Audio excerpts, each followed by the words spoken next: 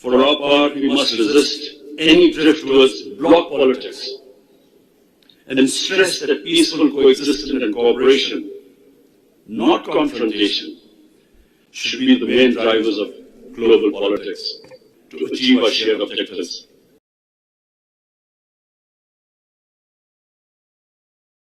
As the world marked the 20th anniversary of 9/11 attacks, we were all reminded that despite international community's earnest efforts, the threats posed by terrorism still persist.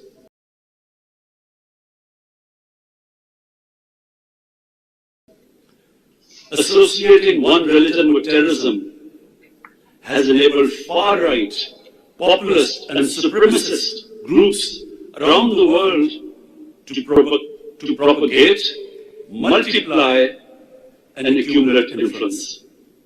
And in some cases, such extremist and bigoted ideologies have ascended to capture the state power in so-called democracies.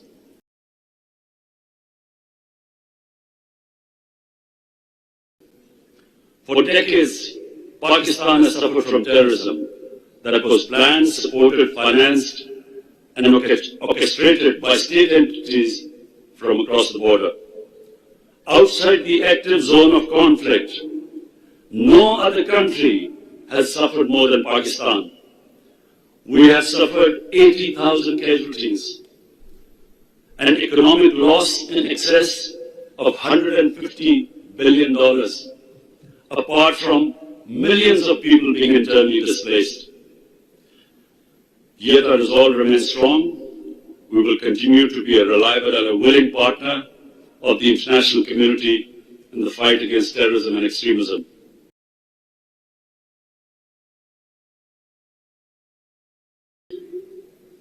Afghanistan is rightfully the focus of our attention in view of the recent developments. It is now in the international community's collective interest to ensure that there is no renewed conflict in Afghanistan and the security situation is stabilized. Equally urgent priorities are to prevent a humanitarian crisis and an economic meltdown. We must remember that the previous Afghanistan government survived on 75% of foreign aid.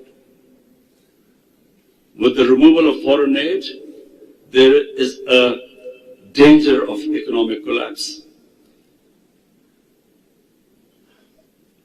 And this is the time to stand with the people of Afghanistan.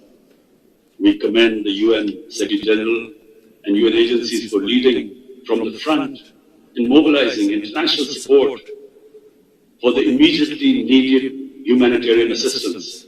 We believe positive engagement of the international community with Afghanistan is extremely important. This is a rare opportunity to finally end 40 years of war in Afghanistan. This moment should not be squandered.